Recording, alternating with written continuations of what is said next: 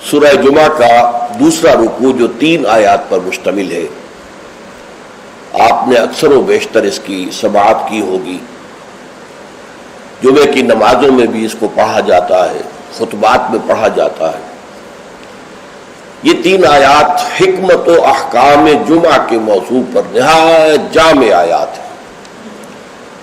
اہمیت جمعہ، حکم جمعہ، حکمت جمعہ، مقصد جمعہ، ان تمام امور کو ان 3 آیات نے اپنے احاطے میں لے لیا ہے۔ چونکہ حضور کا سارا طرز عمل جو ہے اور آپ کا اعلی انقلاب جو ہے وہ قرآن مجید ہے، اور آپ کا سارا عمل اس کے گرد گھوم رہا ہے۔ دعوت و تربیت و تزکیہ کا سارا نظام قرآن کے گرد ہے۔ هو الذی بعث فی الامیین رسولا منہم یتلو علیہم آیاتہ ویزکیہم ویعلمہم الکتاب والحکمہ۔ لہذا اس کتاب ہی کی جب اسلامی کوئی ریاست یا نظام قائم ہو جائے تو اس کتاب کی تعلیم کو مسلسل امت میں جاری رکھنا، تاکہ وہ تعلیم جو ہے عام ہوتی رہے، پھیلتی رہے، اس کو تازہ کیا جاتا رہے، اس کے لیے نظام جمعہ تجویز کیا گیا، ہفتے وار اجتماع۔ اب اس کو نوٹ کر لیجئے کہ نہ تو وہاں پریس تھا کہ کتابیں ہوں، رسالے ہوں، اخبار ہوں، نہ وہاں ریڈیو، نہ وہاں ٹیلی ویژن، نہ وہاں اسکول، نہ وہاں کالج، نہ یونیورسٹیاں۔ تو تعلیم کا نظام کیا تھا؟ اچھا، تعلیم ایک تو ہوتی ہے بچوں کی تعلیم، اس کا تو بہت آسان کام ہوتا ہے، لیکن تعلیم بالغہ، انقلاب جو ہے وہ در حقیقت زیادہ تعلیم بالغہ پر زور دیتا ہے۔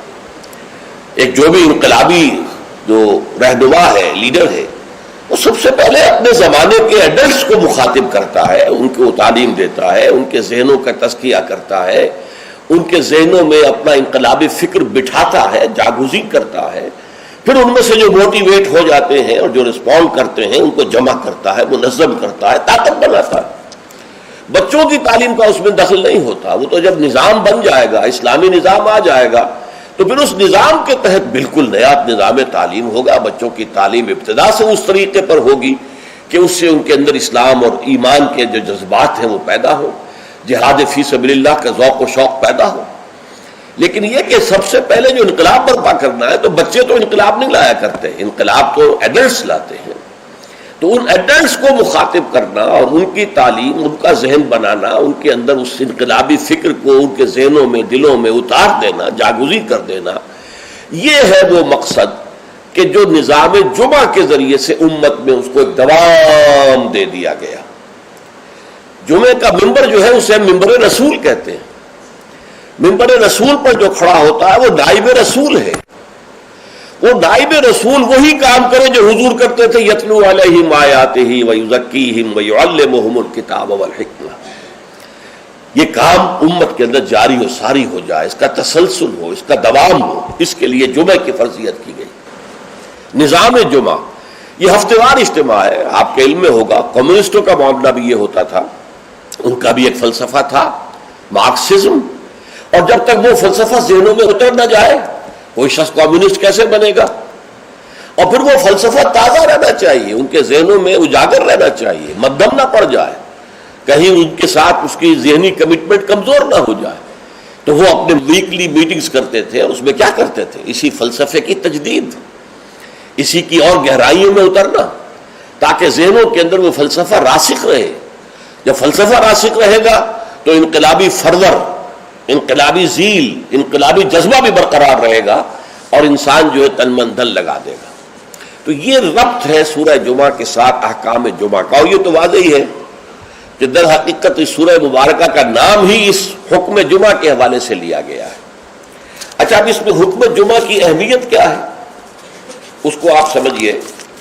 میں چند احادیث آپ کو سنا رہا ہوں۔ ترمذی شریف کی روایت ہے، من ترک الجمعۃ ثلاث مرات تہاونا طبع اللہ علی قلبہ، جس شخص نے 3 جمعے چھوڑ دیے کسل کی وجہ سے، یعنی کوئی اور عذر نہیں ہے، بیماری نہیں تھی، مسافر نہیں تھا، کوئی نہیں عذر، تہاونا، بس وہ اس کی اہمیت کو نہ سمجھتے ہوئے، اس کو کہتے ہیں ہون، جو آسانی سی بات ہو، بس کوئی اہمیت نہ ہو جس کی، تو تہاون تہاونا طبع اللہ علی قلبی، اللہ تعالیٰ اس کے دل پر مہر کر دے. اور یہ مہر کر دینا وہ بدترین سزا ہے جو بدترین کافروں کو دنیا میں دی جاتی ہے. ختم اللہ علی قلوبہم وطبع اللہ علی قلوبہم، یہ بدترین کافروں کی سزا ہے. جو مسلمان جمعے کی اہمیت کو نظر انداز کرتے ہوئے بغیر کسی عذر کے اگر وہ جمعہ چھوڑ دے گا 3 جمعے تو اس کے دل پر مہر ہو جائے گا. من ترک ثلاث جمع تہاونا بها طبع اللہ علی قلبہ، پہلی روایت ترمذی کی تھی، یہ ابو داؤد اور نسائی کی ہے. وقال مالک، امام مالک نے موطا میں جو بات کہی ہے وہ یہ ہے کہ لا ادری عن النبی صلی اللہ علیہ وسلم ام لا الا انه صفوان بن سلیم رضی اللہ عنہ قال من ترک الجمعۃ ثلاثا من غیر عذر ولا علت طبع اللہ علی قلبہ. امام مالک نے جو ان کی کتاب مشہور ہے الموطا، حدیث کا پہلا مجموعہ، حدیث اور فقہ دونوں کا، اس میں کہتے ہیں امام مالک کہ میں یہ تو نہیں کہہ سکتا کہ یہ صفوان ابن سلیم نے رضی اللہ عنہ حضور سے سن کر کہا یا خود کہا، لیکن ان کا قول یہ ہے کہ جس نے بھی 3 جمعے ترک کر دیے بغیر کسی عذر کے، بغیر کسی بیماری کے، طبع اللہ علی قلبہ، اللہ تعالیٰ اس کے دل کے اوپر مہر کر دے گا. سب سے سخت حدیث یہ صحیح مسلم کی ہے، عبداللہ ابن عمرو بن العاص اور ابو ہریرہ دونوں سے مروی ہے رضی اللہ تعالی عنہما.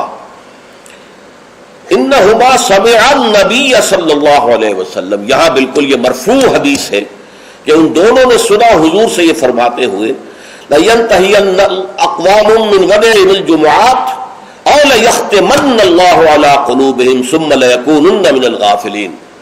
لوگ باز آ جائیں اپنی جمعے کی نماز کو ترک کرنے سے، ورنہ لازماً اللہ تعالیٰ ان کے دل پر ختم کر دے گا، مہر لگا دے گا. یہ وہی لفظ ہے جو سورہ بقرہ کی ابتدا میں آیا ہے، ان الذین کفروا سواء علیہم انذرتہم ام لم تنذرہم لا یؤمنون ختم اللہ علی قلوبہم وعلی سمعہم وعلی ابصارہم غشاوہ. پھر وہ غافلوں میں سے ہو جائیں گے. اسی صحیح مسلم میں حضرت عبداللہ ابن مسعود سے ایک اور روایت ہے، ان النبی قال لقوم یتخلفون عن الجمعۃ لقد ہممت ان آمر رجلا یصلی بالناس ثم احرق علی رجال یتخلفون عن الجمعۃ بیوتہم.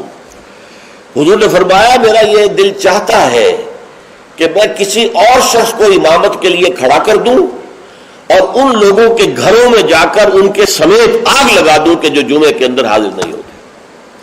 اب آپ ایک طرف حضور کی شخصیت کو دیکھیں، آپ کے اندر نرمی تھی، رقت تھی، شفقت تھی، محبت تھی، رأفت تھی، لیکن دوسری طرف سختی کا یہ عالم ہے کہ جمعے کی اہمیت تاکہ معلوم ہو جائے کہ جمعے کی اہمیت کیا ہے. یا ایھا الذین آمنوا اذا نودی للصلاۃ من یوم الجمعۃ فاسعوا الی ذکر اللہ وذروا البیع. اے ایمان کے دعوے دارو، جب پکارا جائے نماز کے لیے جمعے کے دن، مراد ہے نماز جمعہ. ویسے تو ظاہر بات ہے کہ اذان تو فجر کی بھی ہوگی، عصر کی بھی، مغرب کی بھی، عشاء کی بھی. یہاں مراد کیا ہے؟ نماز جمعہ کے لیے جب اذان دی جائے فاسعوا الی ذکر اللہ، لفظی ترجمہ تو ہوگا تو پھر دوڑ پڑو اللہ کے ذکر کی طرف. صحیح کے معنی دوڑنا ہے، لیکن یہ کہ چونکہ حضور نے صلی اللہ علیہ وسلم دوڑنے سے منع کیا ہے، لہذا لپکو یعنی ہمتاً متوجہ ہو جاؤ. اب کوئی کاروبار دنیاوی تمہیں ذرا اس گاہک کو نپٹا لوں، پھر نہیں، فوراً کاروبار بند. فرمایا فاسعوا الی ذکر اللہ وذروا البیع، کاروبار چھوڑ دو. ذالکم خیر لکم ان کنتم تعلمون، یہی تمہارے لیے بہتر ہے اگر تم سمجھو. اب دیکھیے، غور کیجئے اس میں کہ ہو سکتا ہے کوئی شخص، کوئی دکاندار بیچارہ صبح سے بیٹھا تھا، کوئی گاہک نہیں آیا، جس وقت گاہک دکان میں داخل ہوا اسی وقت اب اذان جمعہ کی آواز آ گئی. اب بڑے سخت امتحان میں ہے وہ، لیکن فرمایا گیا ذالکم خیر لکم، بظاہر گھاٹے کا سودا ہے. صبح سے بیکار بیٹھے تھے، کوئی گاہک نہیں تھا، اب آیا ہے تو نماز کی اذان آ گئی، چھوڑ کے جانا پڑے گا. ضرور پہ کاروبار چھوڑ دینا یہ لازم ہے، یہ حکم ہے، یہ واجب ہے، فرض ہے چھوڑ دینا. اس میں کسی قسم کی کوتاہی جو ہے وہ پسندیدہ نہیں ہے. تو جمعے کی اہمیت کے لیے ایک طرف تو قرآن مجید کے یہ الفاظ، یا ایھا الذین آمنوا اذا نودی للصلاۃ من یوم الجمعۃ فاسعوا الی ذکر اللہ وذروا البیع ذالکم خیر لکم ان کنتم تعلمون. اور اس کے ساتھ جمع کیجئے وہ احادیث جو میں آپ کو سنا چکا ہوں. اگر 3 جمعے کسی مسلمان نے بغیر عذر کے، ہاں عذر ہو سکتا ہے، آپ بیمار ہیں تو آپ پر فرض نہیں ہے، آپ مسافر ہیں تو مسافر پر فرض نہیں ہے، آپ غلام ہیں کسی کے تو آقا کی اجازت کے بغیر نہیں جا سکتے، لہذا غلام پر بھی جمعہ فرض نہیں ہے، بچے پر بھی جمعہ فرض نہیں ہے، خواتین پر جمعہ فرض نہیں ہے، وہ اپنی ظہر کی نماز اپنے گھروں میں ادا کریں، جمعہ کی فرضیت نہیں ہے۔ لیکن جس پر جمعہ فرض ہے اور پھر وہ صرف تہاوناً، کسل مندی یا اس کی اہمیت کو نہ سمجھتے ہوئے وہ اگر جمعے مسلسل 3 ترک کر دے گا تو طبع اللہ علی قلوبہم بھی آ گیا، اور ختم اللہ علی لیختمن اللہ علی قلبہ، اللہ تعالیٰ اس کے دل کے اوپر مہر کر دے گا۔ اچھا، اس میں اب جو نوٹ کرنے کی بات ہے وہ یہ ہے، جمعے کو جمعہ بنانے والی شے خطبہ جمعہ ہے۔ نماز تو ظہر کی نماز کا قائم مقام جمعہ ہے نا، ظہر کے 4 فرض ہیں اور جمعے کے 2 ہیں، تو نماز اصل شے نہیں ہے، اصل شے جو ہے خطبہ جمعہ ہے، جس نے کہ جمعے کو اہمیت دی ہے۔ اس لیے کہ خطبے میں تعلیم ہوتی ہے، تلقین ہوتی ہے، جسے میں نے کہا اصل جو مقصد ہے یہ ہفتے وار اجتماع ہے۔ اس ہفتے وار اجتماع میں تازہ کرنا ہے اپنے نظریے کو، اپنے خیالات کو، اپنے نظریات کو، اپنے عقائد کو تازہ کرنا ہے، اسے پانی دینا ہے، سینچنا ہے، اور یہ کام در حقیقت خطبے کا ہے۔ ویسے یہ کہ تاریخی اعتبار سے جان لیجئے کہ اسلام جو ہے شروع سے اسلام ہے، حضرت آدم سے لے کر حضور تک اور آج تک اصل دین جو ہے وہ اسلام ہے۔ ان الدین عند اللہ الاسلام۔ یہ تو اسلام کے ایڈیشنز ہیں کہ ایک خاص احکام جو حضرت موسیٰ کو دیے گئے تو وہ اس وقت کے لوگوں کے لیے وہ لازم تھے، پھر وہ احکام جو ہے شریعت محمدی کی شکل میں آئے ہیں صلی اللہ علیہ وسلم، تو ہم پر وہ واجب ہے، لازم ہے۔ لیکن یہ کہ یہ نظام جو ہے رہا ہے ان تمام مذاہب میں کہ ہفتے کے ایک دن کو فارغ کیا جائے اللہ کی یاد کے لیے۔ چنانچہ یہ حکم جمعہ ہی تھا کہ جو دیا گیا تھا امت موسوی کو علی نبی الصلوۃ والسلام، جمعے کا دن تھا۔ ہمیشہ سے جمعے ہی کا دن جو ہے وہ در حقیقت مقدس دن ہے، اور جمعے ہی کا دن ہے کہ جو ابتدائے آفرینش سے چلا آ رہا ہے اس کام کے لیے۔ لیکن یہودیوں نے اپنی جو بھی شر پسندی تھی ان کے اندر، ان کے مزاج میں جو بغاوت تھی، ان کا جمعے کو چھوڑو جی ہفتہ کرو، تو اللہ تعالیٰ نے بھی پھر ہفتہ ہی ان پر فرض کر دیا۔ اور ان کے ہاں یہ ہفتہ اتنا سخت تھا، جمعے کی مغرب کی نماز کے بعد سے لے کر اگلے ہفتے کی مغرب تک 24 گھنٹے کوئی کاروبار دنیاوی مطلقاً حرام تھا۔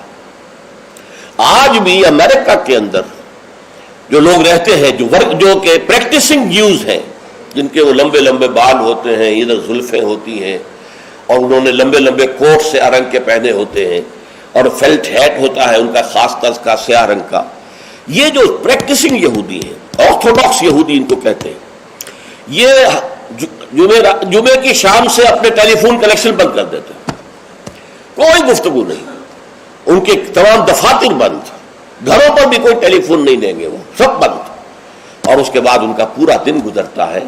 لیکن وہاں فرق یہ ہے کہ وہاں کوئی جماعت کا اہتمام نہیں تھا، اپنے اپنے طور پر اللہ کو یاد کرو، تورات پڑھتے رہو، جو بھی ان کی ہر شکل تھی نماز کی اس میں وقت گزارو، دنیاوی کاروبار جو ہے وہ کوئی نہیں ہوگا۔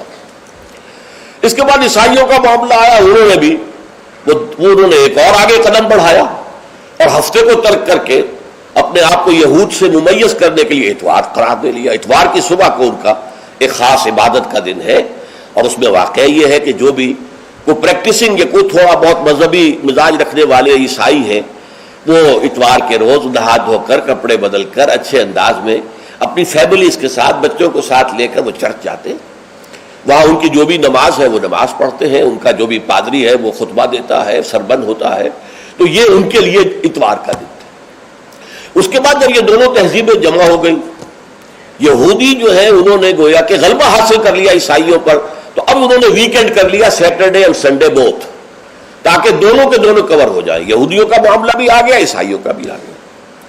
حضور صلی اللہ علیہ وسلم کی امت کے لیے 2 کام کیے گئے، ایک تو گویا کہ منفی ہوگا، ایک مثبت ہوگا۔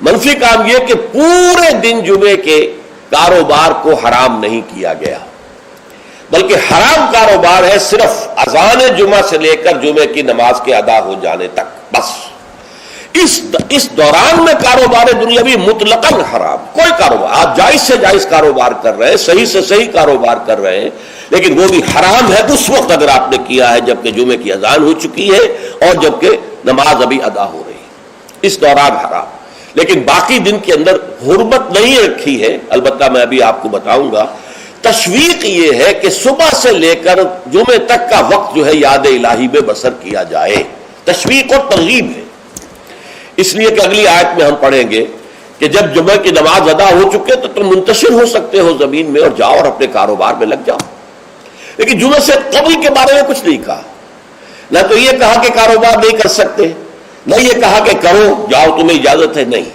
وہاں سکوت اختیار کیا قرآن نے۔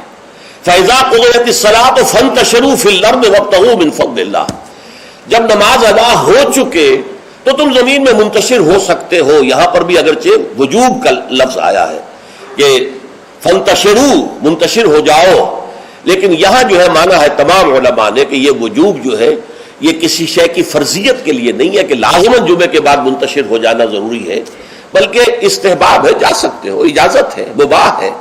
کاروبار کی حرمت کا معاملہ ختم ہو گیا جیسے ہی جمعے کی نماز ادا ہو چکی، اب آپ جائیں، اپنے دفتر میں جائیں، اپنے کاروبار میں جائیں، اپنی دکان پر جائیں، کوئی اعتراض نہیں، لیکن یہ ہے کہ جہاں تک پہلے کا وقت ہے اس کے بارے میں کوئی بات نہیں آئی، یہ احادیث میں آئی ہے اور اسے تبکیر کہتے ہیں۔ پسندیدہ یہ ہے کہ جمعے کی صبح ہی سے انسان جو ہے وہ اس کام میں مصروف ہو جائے جو کام یہودیوں کے ہاں تھا پورے یوم سبت میں، اسے تبکیر کہتے ہیں۔ ایک حدیث موجود ہے حضور صلی اللہ علیہ وسلم کی تشویق کے ترجمے میں، حضرت مالک لائے ہیں اسے، ان مولا ابی بکر ابن عبد الرحمن ابن ابی صالح سمان عن ابی ہریرہ ان رسول اللہ صلی اللہ علیہ وسلم قال من اغتسل یوم الجمعۃ غسل الجنابت، جس شخص نے جمعے کے روز غسل کیا، وہ جو کہ ناپاکی جنابت کی حالت میں غسل کیا جاتا ہے، کمپلیٹ غسل، اچھی طرح غسل، ثم راح فی الساعۃ الاولی، پھر جو شخص پہلی گھڑی میں پہنچ گیا مسجد میں، فکأنما قرب بدنۃ من، تو ایسے ہے کہ جیسے اس نے ایک اونٹ قربان کیا اللہ کی راہ میں، صدقہ دیا۔ ومن راح فی الساعۃ الثانیۃ، جو دوسرے گھنٹے میں دوسری گھڑی میں گیا، فکأنما قرب بقرۃ، تو ایسے ہے جیسے کہ ایک گائے اس نے اللہ کی راہ میں صدقہ کر دی اور ذبح کر دی، خیرات کر دی۔ ومن راح فی الساعۃ الثالثۃ، اور جو تیسری گھڑی میں تیسرے گھنٹے میں گیا، فکأنما قرب بشاۃ او قرن، پھر یہ اس کے برابر ہوگا کہ گویا کہ کسی نے ایک بکری اللہ کی راہ میں ذبح کر دی، صدقہ کر دی، یا کوئی میڈھا کر دیا۔ ومن راح فی الساعۃ السابعۃ، اور جو گیا چوتھے گھنٹے میں چوتھی گھڑی میں، فکأنما قرب دجاجۃ، تو یہ اس کے برابر ہے کہ گویا کہ اس نے ایک مرغی جو ہے اللہ کی راہ میں دے دی، خیرات کر دی۔ ومن راح فی الساعۃ الخامسۃ، اور جو پانچویں ساعت میں گیا، فکأنما قرب بیضۃ، تو وہ ایسے ہے گویا کہ اس نے ایک انڈا اللہ کی راہ میں خیرات کر دیا۔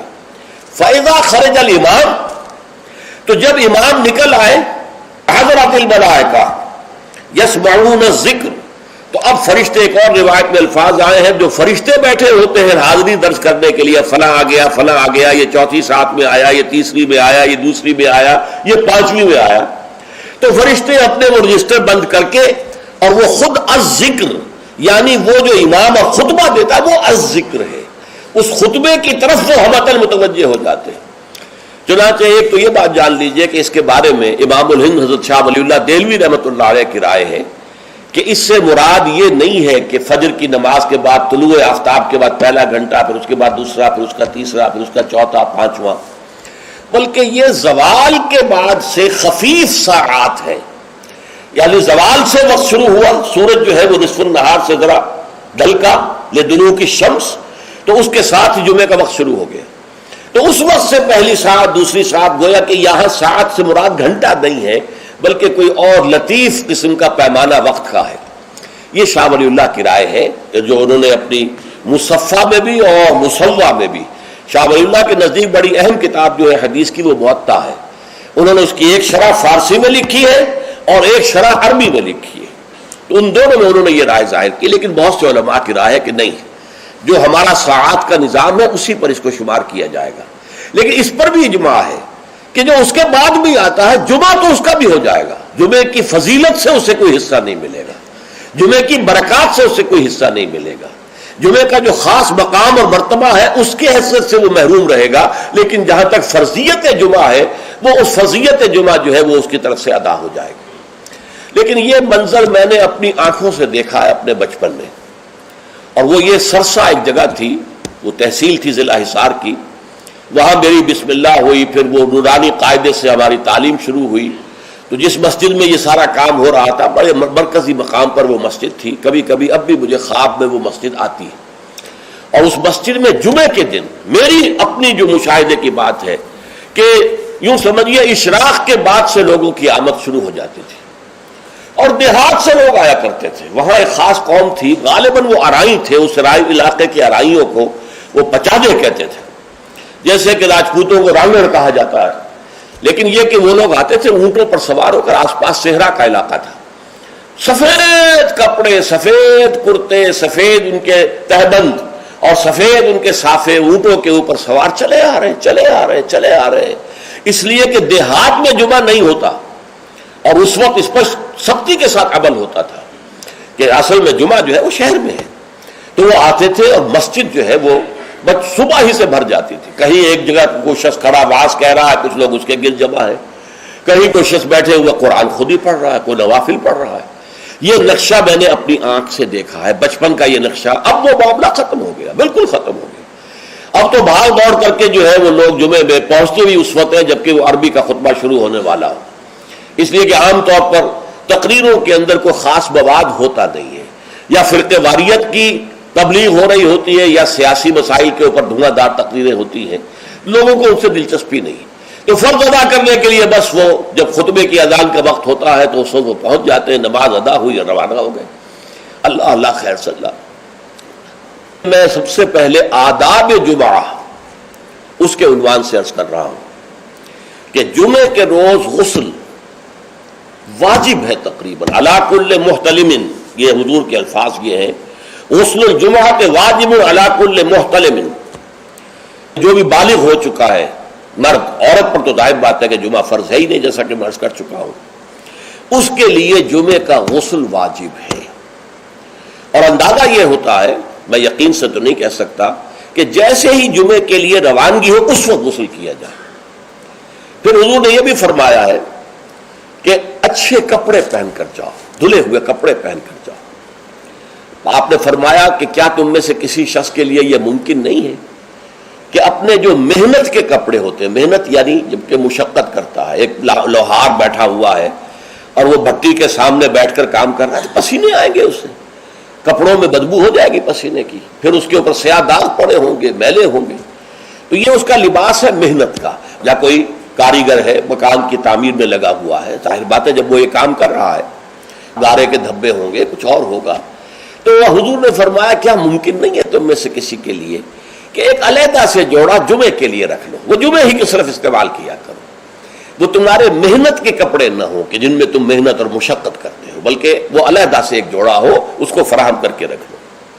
پھر یہ بھی فرمایا گیا کہ تیل لگاؤ، بالوں کے اندر تیل لگاؤ، دہن، اور یہ بھی فرمایا گیا کہ کوئی خوشبو ہے تو خوشبو لگاؤ۔ وہ سب کس لیے کہ جو ماحول ہو جمعے کا وہ معطر ماحول ہو، ایسا نہ ہو کہ پسینوں کی بدبوؤں کی وجہ سے طبیعت منغص ہو رہی ہو لوگوں کی، نہیں، بلکہ یہ کہ بڑا خوشگوار ماحول ہو، خوشبو ہو اس کے اندر، اور یہ کہ کپڑے اچھے پہن کر لوگ بیٹھے ہوئے ہوں۔ بلکہ اسے کہا گیا الجمعہ تو عید المسلمین، یہ ہفتہ روزہ عید ہے در حقیقت، یہ مسلمانوں کو عید کی طرح اسے جو ہے وہ منانا چاہیے، سیلیبریٹ کرنا چاہیے۔ جیسے عید کو آپ کپڑے جو ہے غسل کرتے ہیں، صبح کپڑے بدلتے ہیں، خوشبو لگاتے ہیں، پھر جاتے ہیں مسجد کو، عیدگاہ کو، ایسے ہی معاملہ ہونا چاہیے جمعے کا۔ یہ عید المسلمین ہے، یہ گویا کہ ہفتے وار عید ہے مسلمانوں کی۔ پھر اسی میں ایک آداب میں سے یہ ہے کہ جب تم مسجد میں جاؤ تو لوگوں کو پھلانگتے ہوئے اگلی صفوں میں نہ جاؤ، بلکہ عام جو ہے ہدایت ہے وہ یہ ہے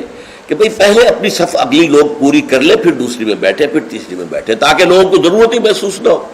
جب وہ دیکھتے ہیں کہ اگلی صف میں جگہ خالی ہے تو پھر وہ لوگوں پہ پھلانگتے ہوئے جاتے ہیں، لیکن ہر صورت پھلانگتے ہوئے یا لوگوں کو علیحدہ کر کے پھر اپنے لیے جگہ بنانا، یہ جو ہے اس سے منع کیا گیا ہے۔ خاموشی سے جہاں جگہ تمہیں مل رہی ہے بیٹھ جاؤ، اور پھر اسی میں سے انصات ہے، خاموش رہو، گفتگو نہ ہو۔ یہاں تک کہ حضرت ابو ہریرہ سے یہ روایت ہے ترمذی اور نسائی اور دوسری کتابوں کے اندر، ان رسول اللہ صلی اللہ علیہ وسلم قال اذا قلت لصاحبك یوم الجمعۃ انصت والامام یخطب فقط لغوت. دو آدمی گفتگو کر رہے، آپ تیسرے آدمی ہیں، آپ سن رہے، آپ ان سے کہتے ہیں خاموش ہو جاؤ، تو تم نے بھی لغو کام کیا. انہیں منع کرنے کے لیے بولنا بھی پسندیدہ نہیں ہے، خاموش رہو، اشارے سے کہہ دو. لیکن تم نے اگر آواز نکالی جبکہ امام خطبہ دے رہا ہے، امام کے خطبے کی طرف ساری توجہ، اس جمعے کی ساری حیثیت جو ہے وہ اسی خطبے کی وجہ سے، لہذا اس میں آپس میں گفتگو کرنا، اس طرح کی چیزیں جو ہے وہ بالکل غلط ہیں، آداب جمعہ کے منافی ہیں. جس کی انتہا یہ ہے کہ اگر وہ آپس میں دو گفتگو کر رہے ہیں اور آپ انہیں روکنے کے لیے بھی زبان کھولیں، انصت خاموش ہو جاؤ، تو یہ بھی فقط لغو تھا، تم نے بھی ایک لغو حرکت کی ہے.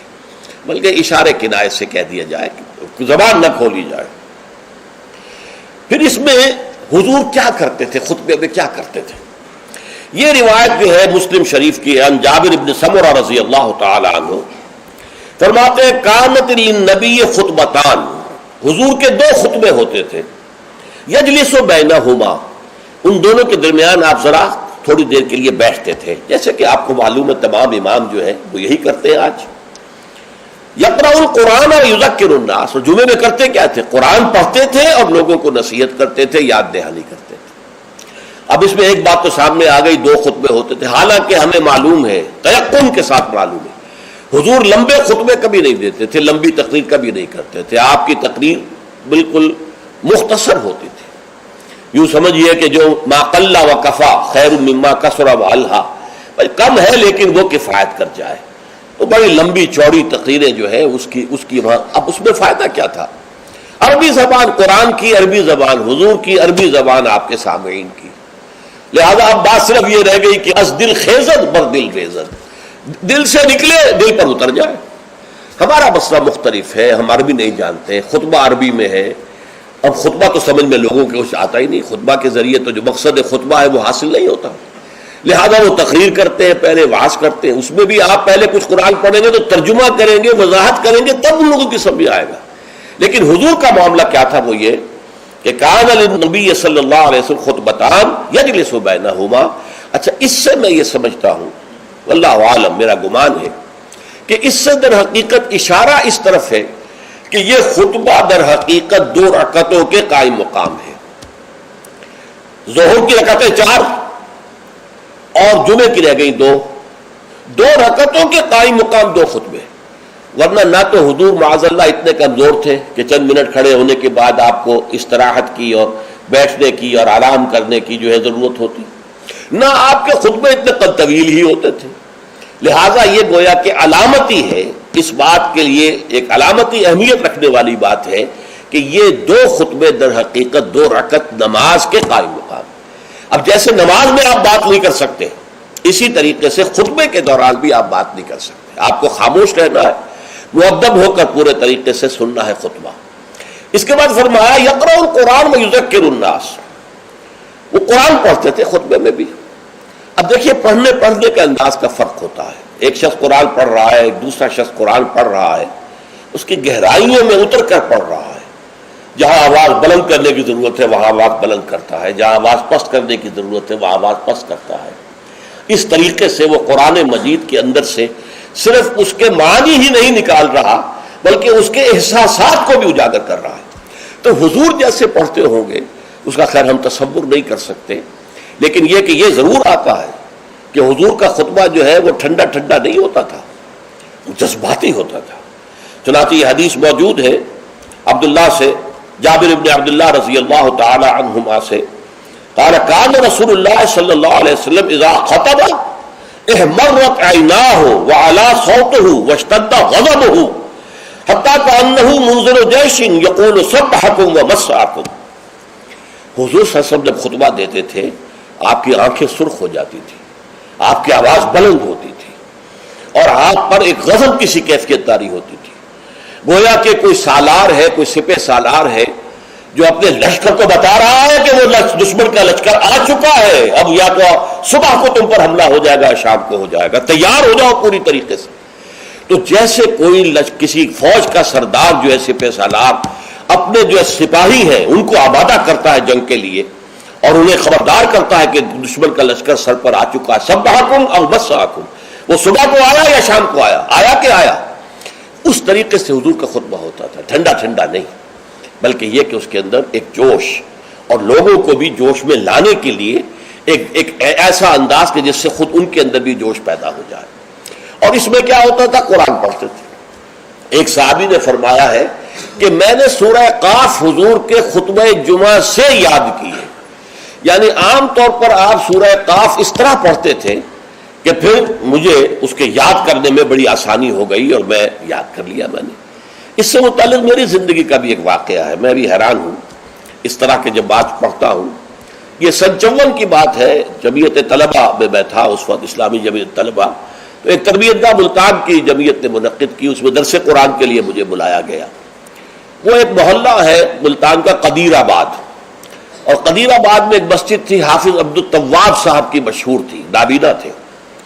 فجر کی نماز ایک روز میں نے اس مسجد میں پڑھی ہے، اور اس کے امام نے یا خود حافظ عبد التواب تھے یا کوئی اور صاحب تھے، واللہ اعلم مجھے نہیں معلوم، فجر میں سورہ قاف پڑھی، اس قدر عمدگی سے پڑھی، اتنی خوشحانی سے پڑھی، اس طرح اس کو پڑھتے ہوئے مجھے اپنے اندر جو ہے محسوس ہوا کہ کوئی چیز جو ہے جنبش میں ہے، رقص جاز برہم زلد افلاک را، تو یہ تو انسان کی روح کا ایک رقص ہے کہ جو ہوتا ہے قرآن کے ساتھ۔ میں نے اسی دن سورت قاف حفظ کر لی، اسی دن، 3 رکوع ہیں، چھوٹی نہیں ہے، لیکن اسی دن میں نے حفظ کر لی، اس لیے کہ اس کا اتنا نقش مجھ پر قائم ہو چکا تھا قلب پر کہ پھر اسے یاد کرنا بہت آسان تھا۔ اسی طرح ایک مرتبہ مولانا اصلاحی صاحب کے پیچھے جمعہ پڑھا، انہوں نے سورہ قیامہ پوری کی پوری اس خطبے کے پہلے خطبے کے اندر پڑھی اور وہ مجھے یاد ہو گئی۔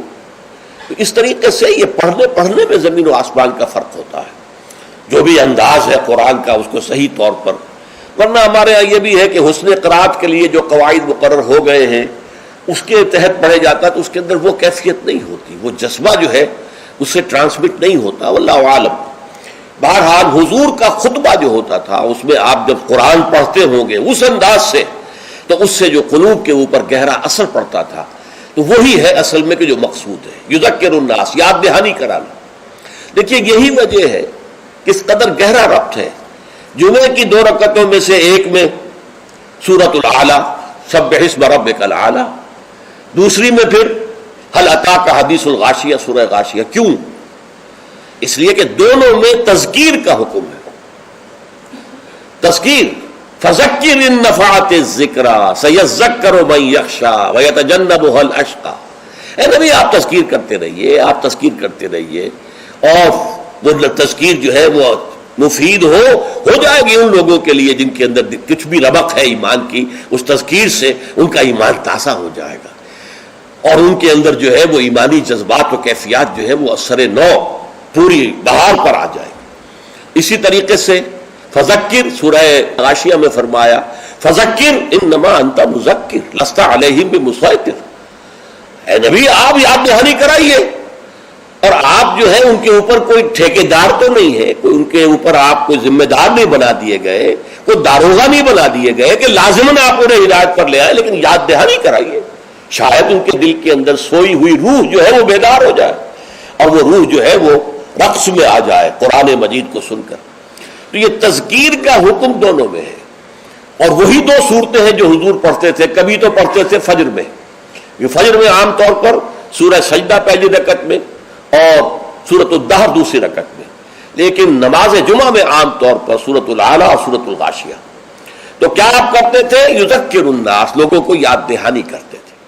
تو یہ ہے جمعے کے آداب کے ضمن میں، اور جمعے کا جو مقصد ہے جو معلوم ہوا حضور صلی اللہ علیہ وسلم کے آپ کے عمل مبارک سے، کہ یہ تذکیر ہے۔ تذکیر کسے کہتے ہیں؟ یاد دہانی، آپ کو اپنا مقصد زندگی دوبارہ یاد ہو جائے، تازہ ہو جائے۔ ہمارے لیے مقصود اللہ کی رضا ہے، دنیا کی کوئی شے مقصود نہیں ہے، مطلوب نہیں ہے۔ دنیا بس ضرورت کی شے ہے، برتنے کی شے ہے۔ زندگی اور جان کا رشتہ قائم رکھنے کے لیے جو ضروری ہے وہ ہمیں حاصل کرنا ہے، لیکن یہ کہ اس سے زیادہ نہیں۔ مطلوب لا مطلوب الا اللہ، لا مقصود الا اللہ، لا محبوب الا اللہ۔ مطلوب و مقصود و محبوب حقیقی اللہ کے سوا کوئی۔ پھر یہ کہ ہمارا فرض ہے اللہ کے لیے جہاد کرنا، جانے دینا، اپنا مال خرچ کرنا، اس کی صلاحیت جو ہے پیدا کرنا اپنے اندر، یہ ہمارے اوپر فرض ہے، لازم ہے۔ یہ دونوں چیزیں تازہ ہوتی رہیں۔ اگر کہیں کوئی گردہ غبار آ گیا ہے ماحول کے اثرات سے، یہ دھندلا سا گیا ہے اگر آئینہ دل، تو اسے پھر صاف اور شفاف کر لیجئے جمعے کے خطبے کے ذریعے سے۔ تو یہ گویا کہ وہ اسلامی انقلابی جماعت جس کو حزب اللہ کہا گیا قرآن مجید میں، تو یہ حزب اللہ کا ہفتے وار اجتماع ہے۔ اس ہفتے وار اجتماع میں حزب اللہ اپنے بنیادی فکر کو تازہ کرتی اور اس کے ضمن میں مزید تعلیم اور تربیت کا جو نظام ہے حضور کا، اس کا ایک تسلسل ہے کہ جو جاری رہتا ہے۔ اچھا، اب یہاں فرمایا فَإِذَا قُضِيَتِ الصَّلَاةُ فَانتَشِرُوا فِي الْأَرْضِ۔ اب اس سے بھی ایک لطیفہ ہے میری زندگی کا بڑا عجیب۔ میں جب بلڈمری میں تھا، ساہیوال جو کہلاتا ہے، تو وہاں ہمارے محلے ہی میں رہتے تھے ایک صاحب جو بڑے کٹر پرویزی تھے، اور پرویز صاحب کا موقف یہ ہے کہ صلاۃ کے معنی ہے معاشرہ قائم کرو، اسلامی معاشرہ۔ یہ نماز کو انہوں نے خامخواہ صلاۃ کہہ دیا ہے۔ اچھا، وہ آدمی تھے بہت نیک، وہ سول انجینئر تھے، اور وہ جو کمیٹی ہوتی ہے جو میونسپل کمیٹی، تو وہ میونسپل انجینئر تھے اور بہت نیک تھے، اور شہرہ تھا ان کا کہ وہ بہت ہی یعنی رشوت وغیرہ سے بالکل بری ہے۔ تو میرے دل میں بھی ان کی عزت تھی، لیکن یہ کہ بہرحال اختلاف تھا کہ وہ پرویزی تھے۔ ایک دفعہ گفتگو ہو رہی تھی تو انہوں نے بڑے چیلنجنگ انداز میں مجھ سے کہا، اچھا مجھے کوئی ایک آیت قرآن کی بتا دو کہ جس میں صلاۃ کا ترجمہ معاشرہ نہ کیا جا سکے۔ پہلے تو میں مرعوب سا ہو گیا کہ جس قدر تیقن کے ساتھ انہوں نے بات کی ہے، شاید واقعی قرآن میں ایسی کوئی آیت نہ ہو کہ جس کا ترجمہ جو ہے، جہاں پر ترجمہ صلاۃ کا جو ہے وہ معاشرہ نہ کیا جا سکے۔ لیکن بجلی سے کون دی اللہ کی طرف سے میرے دماغ میں، اور یہ آیت سامنے آ گئی، فَإِذَا قُضِيَتِ الصَّلَاةُ فَانتَشِرُوا فِي الْأَرْضِ۔ اب یہاں معاشرہ مانی لیں گے تو معاشرے کو تلپٹ کر کے ختم کر کے پھر منتشر ہو جاؤ، فساد پیدا کرو، یہ اس کے معنی ہے۔ مجھے آج تک یاد ہے، میں نے کہا یہاں تو نماز، یہ فَإِذَا قُضِيَتِ الصَّلَاةُ، جب پوری ہو چکے نماز یا پورا ہو چکے صلاۃ، یا تو کوئی عمل جو ہے وہ ہو سکتا ہے کہ جو ختم ہو جائے۔ معاشرہ مراد لیں گے تو مطلب معاشرے کو ختم کر دو، تلپٹ کر دو، کیوس کر دو۔ کوئی جواب نہیں تھا ان کے پاس۔ میں نے کہا شریف آدمی تھے، یہ نہیں کہ خام خواہ کو الجھے، بالکل خاموش ہو گئے۔ تو یہ ہے فَإِذَا قُضِيَتِ الصَّلَاةُ، جب نماز ادا ہو جائے، فَانتَشِرُوا فِي الْأَرْضِ، تو زمین میں منتشر ہو سکتے ہو، لازم نہیں ہے۔ بہت سے نیک مسلمانوں کو میں نے دیکھا ہے جمعے کے بعد سے عصر تک بیٹھے رہتے ہیں مسجد کے اندر، اللہ کی یاد میں۔ تو یہ نہیں ہے کہ حکم ہے، وہ حکم کی خلاف ورزی کر رہے، نہیں۔ ہاں جا سکتے ہو، اگر جاؤ، تمہارا کاروبار ہے، تمہاری دکان ہے، کوئی تمہارا دفتر ہے، اس میں جانا ہے جاؤ۔ فَانتَشِرُوا فِي الْأَرْضِ وَابْتَغُوا مِنْ فَضْلِ اللَّهِ، اللہ کا فضل تلاش کرو۔ اب یہاں یہ بہت اہم مقام ہے کہ مراد ہے رزق، لیکن رزق کو اللہ کا فضل قرار دیا جا رہا ہے۔ اس کو سمجھ لیجئے، یہ اسلام کا جو معاشی فلسفہ ہے، اس کے جو فلسفیانہ اصول ہیں، ان میں سے ایک اصول یہ ہے کہ چاہے محنت تم نے کی ہے، کھیت میں ہل تم نے چلایا ہے، بیج تم نے ڈالا ہے، اس کو سینچا تم نے ہے، پھر فصل جو ہے اس کی حفاظت تم نے کی ہے، پھر فصل کاٹی ہے، پھر تم دانے گھر لائے ہو، پھر ان کو پیسا ہے، پھر ان کی روٹی پکائی ہے، یہ سب کچھ تم نے کیا، لیکن اسے اللہ کا فضل سمجھو، اپنا کسب نہ سمجھو۔ کسب جو ہے وہ نیکی اور بدی کے لیے ہے۔ انسان نیکی کما رہا ہے، یہ اس کی کمائی ہے، بدی کما رہا ہے، یہ اس کی کمائی ہے۔ جہاں تک رزق کا تعلق ہے، یہ اللہ کا فضل ہے، اور فضل اسے کہتے ہیں جو بلا استحقاق دیا جائے، جس کا تقاضا نہ کیا جا سکے۔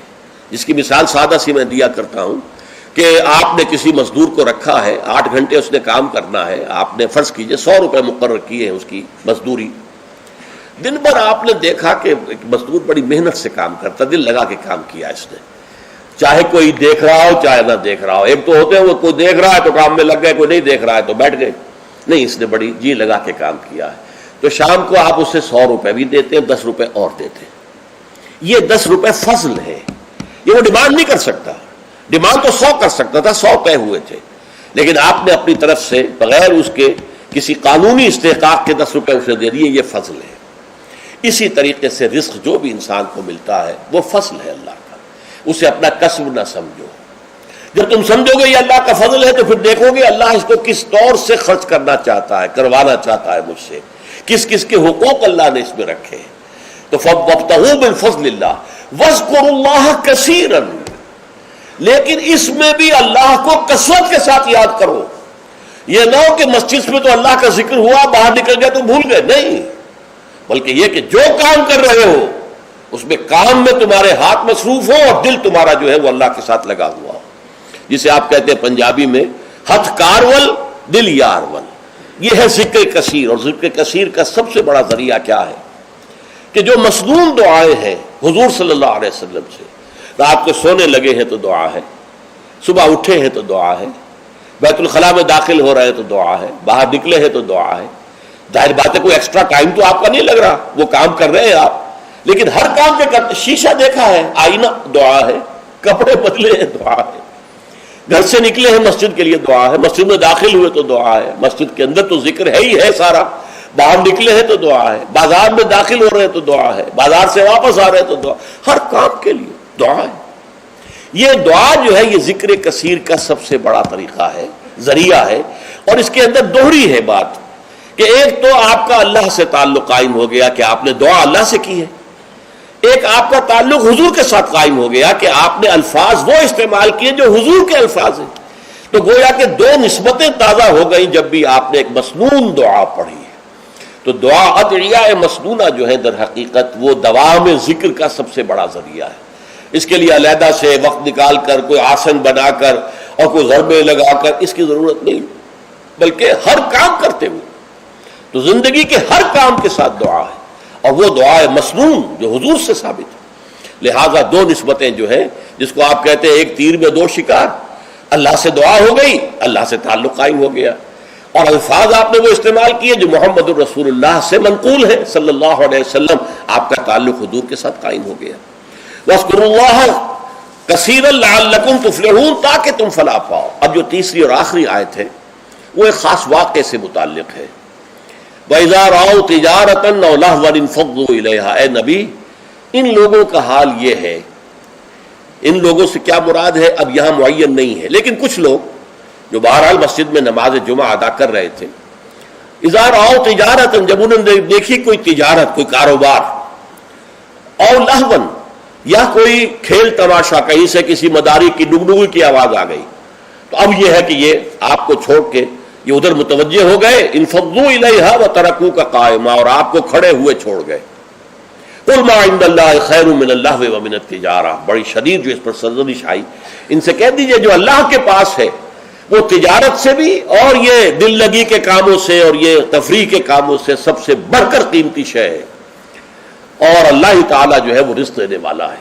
تو اس کا در حقیقت یوں سمجھ لیجئے کہ ایک تو عام طور پر یہ کہا گیا ہے کہ ابتداء میں جمعہ کا خطبہ بھی نماز کے بعد ہوتا تھا، جیسے عیدین کا جمعہ بھی آج کل ہوتا ہے. عیدین میں آپ کو معلوم ہے 2 رکعت نماز کے بعد جو ہے وہ خطبہ ہوتا ہے. تو ابتداء میں صورت یہ تھی کہ اسی طرح جمعے کا خطبہ تھا. تو کچھ لوگوں نے یہ سمجھا کہ جمعہ تو ادا ہو چکا، خطبے کی اہمیت ان کے سامنے نہیں تھی، اور صورتحال یہ تھی کہ سخت قحط پڑا ہوا تھا، اجناس کی کمی تھی بازار میں، گندم جو وغیرہ دکانیں خالی تھیں.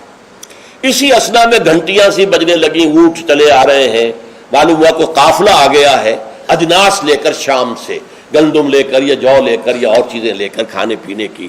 تو اب لوگوں کو فکر ہوئی جیسے کہ ہمیں ہو جاتی ہے، جلدی جائیں پتہ نہیں سب لوگ خرید لیں اور ہم رہ جائیں، جو بھی مال آیا ہے جو بھی اجناس آئی ہیں وہ ختم ہو جائے، ہم رہ جائیں. تو اس خوف سے لوگ جو ہیں حضور کو کھڑا ہوا جبکہ ابھی آپ خطبہ دے رہے تھے، اور اگر واقعتاً وہ بات صحیح ہے کہ نماز ادا ہو چکی تھی تو خطبہ جو ہے وہ بات کی انہوں نے اضافی شے سمجھی، اس کی کوئی اہمیت نہ سمجھی، وہ چلے گئے. تو میں اسی روایت کو زیادہ صحیح سمجھتا ہوں کہ جمعہ جو ہے وہ ابتداء کے اندر جمعے کا خطبہ بھی نماز کے بعد ہوتا تھا، تو لوگ چلے گئے. انفضوا الیہا وترکوک قائما. میرے نزدیک یہ کہ اگر نماز ادا نہ ہوئی ہوتی تو مجھے گمان نہیں ہے کہ کوئی ایک شخص بھی وہاں سے نکلتا.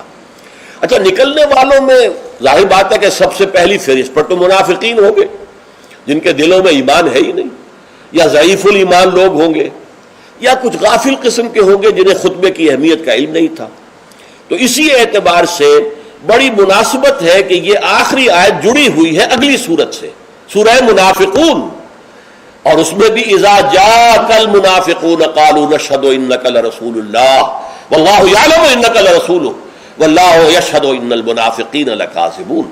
تو گویا کہ یہ اس طریقے سے جڑ گئی ہیں دونوں صورتیں، سورہ جمعہ اور سورہ منافقون.